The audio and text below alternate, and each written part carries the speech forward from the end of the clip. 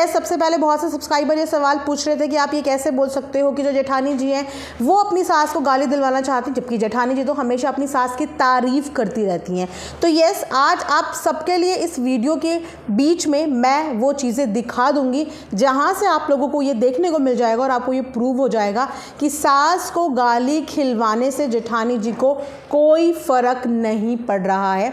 In fact वो इस चीज़ को इंजॉय कर रही है कि जो चीज़ें मैं नहीं बोल पा रही हूँ वो चीज़ें ऑडियंस के द्वारा मेरे ससुराल वालों को बोली जा रही है। Friends, welcome back to my channel, welcome back to earth mom Dehradun. मैं हूँ ज्योति और वेलकम है आप सभी का मेरे चैनल पे। तो आप लोग मेरी वीडियो का इंतज़ार कर रहे थे ना, सच सच बताना, इंतज़ार कर रहे थे ना, क्योंकि मैं जानती हूँ कि रात को टाइम पास करने के लिए आप लोगों को भी एक बहुत बढ़िया वीडियो मिल जाती है।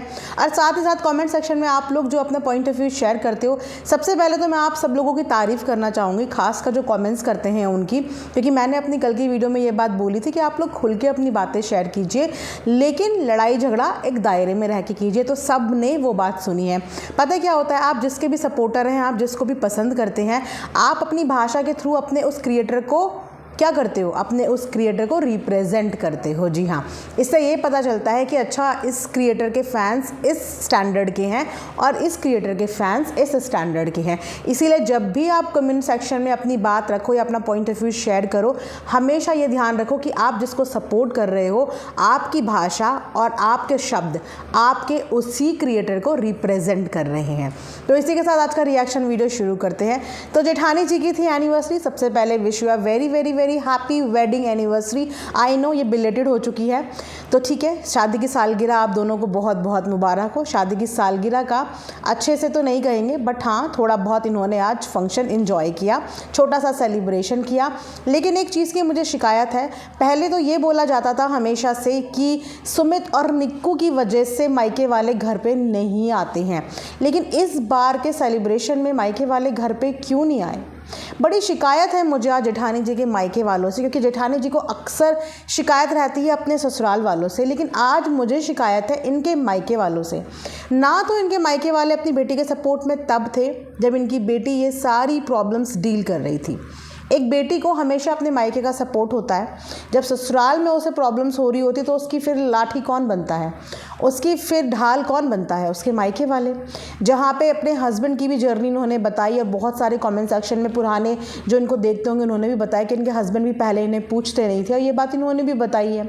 सडनली जो हस्बैंड है उनका भी हृदय परिवर्तन हुआ है और अब अपनी वाइफ के टुवर्ड्स उनकी एक रिस्पेक्ट देखने को मिली है। अब वो रिस्पेक्ट उनकी ग्रोथ की वजह से मिली है या वो रिस्पेक्ट अपने आप हृदय परिवर्तन हुआ है, दोनों ही चीज़ में जेठानी जी का फ़ायदा है, क्योंकि उन्हें पति का प्यार मिल गया है।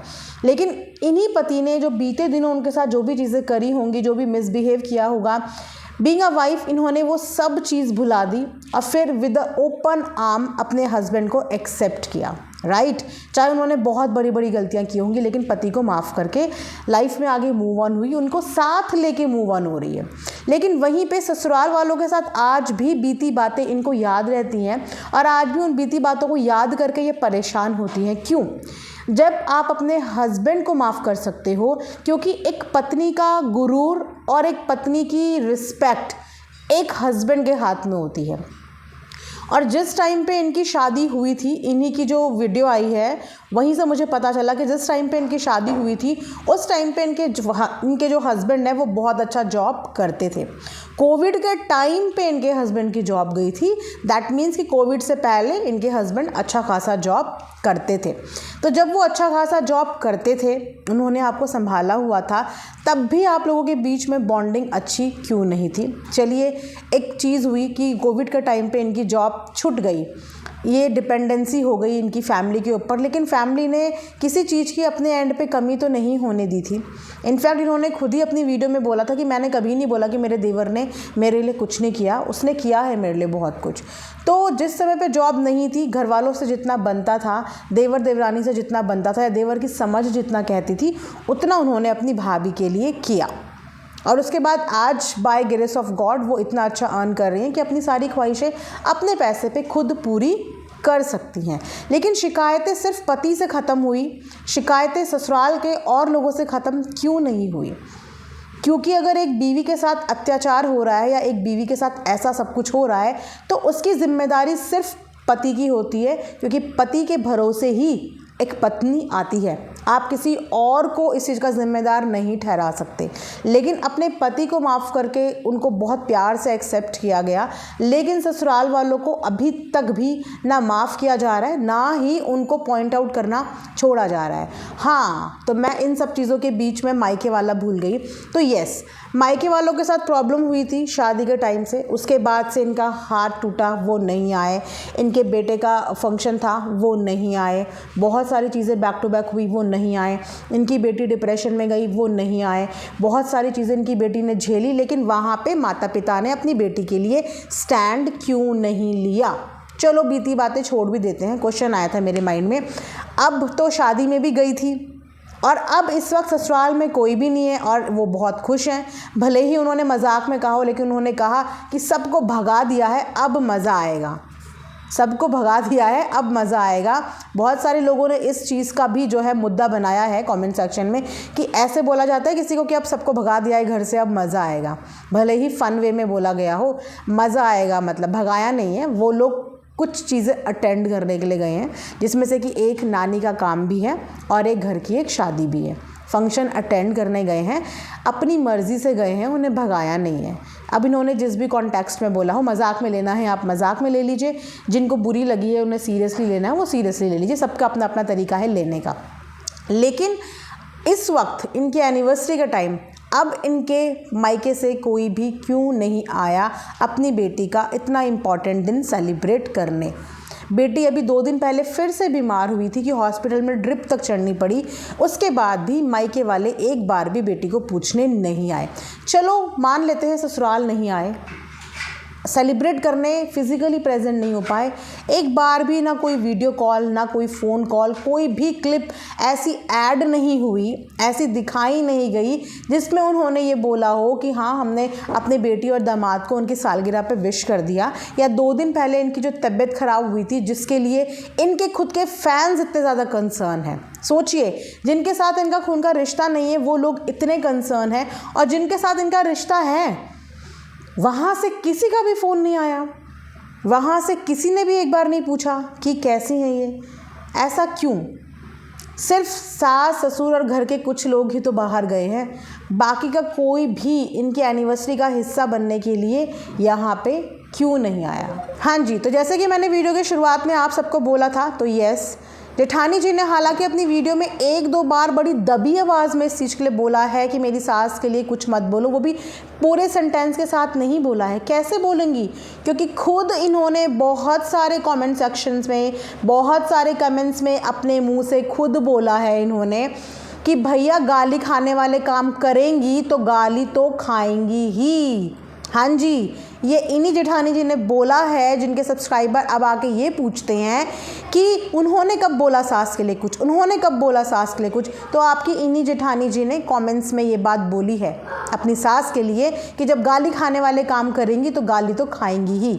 मतलब कि अब आप अपने घर के परिवार वालों को गाली खिलवाएंगे उन लोगों से जिन लोगों ने ना तो आपके दुख में, ना आपकी तकलीफ़ में, ना ही आपकी खुशी में शामिल होना है। आज इनकी एनिवर्सरी है और जिस सोशल मीडिया के आगे इन्होंने अपने परिवार को लाके पटक दिया है, उनकी इज्जत लाके पटक दी है और उनको सब कुछ बोलना अलाउ किया है। आज आपके सोशल मीडिया से कितने लोग आपकी एनिवर्सरी पे आए हैं? जिस दिन आप हॉस्पिटल में ड्रिप चढ़ा रहे थे उस दिन कितने लोग आपके साथ वहाँ पे फिजिकली अवेलेबल थे? आई थिंक अब तो समझने का टाइम आ चुका है ना कि जिस सोशल मीडिया से आपको खुशी मिल रही है अपने ससुराल वालों को ट्रोल करवा के, या अपनी सास को गाली खिलवा के, या देवर देवरानी को खिलवा के, वो सोशल मीडिया का कोई भी बंदा आपकी दुख तकलीफ़ में आपके पास दौड़ा हुआ विदिन 2, 3, 4, 5 मिनट्स या 1-2 दिन के अंदर नहीं पहुँचेगा। आपको अपनी हर खुशी के सेलिब्रेशन के लिए अपने इसी परिवार की ज़रूरत पड़ेगी। आपको अपनी हर तकलीफ़ के लिए, हर परेशानी के लिए इसी परिवार की ज़रूरत पड़ेगी। आप चाहे यहाँ पे उनको कितना बदनाम करवा लें, आप चाहे यहाँ पे उनको कितना ट्रोल करवा लें, आप चाहे उनसे कितनी अलग हो जाएं, आपको कभी कोई परेशानी होगी ना, आपको उस दिन आप दौड़ी दौड़ी यूट्यूब के पास नहीं आएंगी या उन कमेंट सेक्शन वालों को नहीं बोलेंगी कि मैं इस हालत में हूँ, प्लीज़ मेरी मदद करने के लिए यहाँ पे पहुँचो, क्योंकि वो नहीं पहुँचेंगे। वहाँ पे आपका यही परिवार आपके साथ पहुँचेगा। तो किसी के भी मन में अपने लिए इतनी नफ़रत मत बढ़ने दो, अपने घर वालों को इतना क्रिटिसाइज़ और इतनी गालियाँ मत पड़वाओ कि आप मदद के टाइम पे उनसे मदद मांगने लायक भी ना रहें, क्योंकि वो बहुत मूव ऑन कर चुके हैं और उनकी साइड से ये इनिशिएटिव नज़र आ रहा है कि वो ट्राई कर रहे हैं, कोशिश कर रहे हैं आपकी तरफ बढ़ने की। लेकिन आप बीती बातों को लेके बैठी हुई हैं। उन्हीं बीती बातों को लेके आपने अपने हस्बैंड को माफ़ कर दिया, उन्हीं बीती बातों को लेके आपने अपने मायके वालों को तक माफ़ कर दिया जो आपके सुख दुख में आपके साथ नहीं थे। जब आपका हाथ टूटा था वो आपके साथ नहीं थे, उस समय भी आपकी सास ही आपको देख रही थी, आपने उन सबको माफ़ कर दिया। लेकिन अगर छोटी मोटी कोई गलतियाँ, किसी चीज़ में आपका दिल आपके ससुराल वालों ने दुखाया भी है जाने अनजाने, आप आज भी उस चीज़ को लेके बैठी हुई है और उस चीज़ पे उनको गालियाँ किससे पड़वा रही हैं? ऑडियंस से पड़वा रही हैं। जी हाँ, तो ये चीज़ बिल्कुल भी ठीक नहीं हो रही है। आपको ये चीज़ अंडरस्टैंड करनी पड़ेगी कि आप लोग एक परिवार हो। परिवार के किसी भी सदस्य को कुछ भी होगा तो यहाँ से उठ के कोई भी नहीं आएगा। आप लोग ही एक दूसरे के सहारे हो और आप लोग ही एक दूसरे के काम आओगे।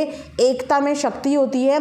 जब तक परिवार ऐसा होता है ना, उसे बाहर की कोई ताकत हिला नहीं सकती, और जिस दिन परिवार ऐसा हो जाता है ना, उस दिन परिवार को तोड़ना बहुत आसान हो जाता है।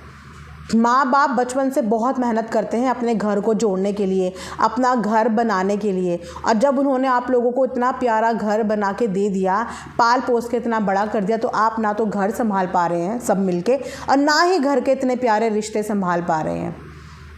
बड़ा इंसान जेठानी देवरानी से ही नहीं होता, बड़ा होता है इंसान अपना बड़प्पन दिखाने से, बड़े वाले काम करने से। तो वो बड़े वाले काम करो, ओपन आर्म्स के साथ एक दूसरे को एक्सेप्ट करो, और इस तरीके की गाली गलौज करने वालों को वहीं पे रोको, प्यार से समझाओ। आपकी ही ऑडियंस है, अगर आपको प्यार करती है और अगर आप उन्हें प्यार से समझाएंगे तो वो डेफिनेटली आपकी बात को टालेंगी ही नहीं।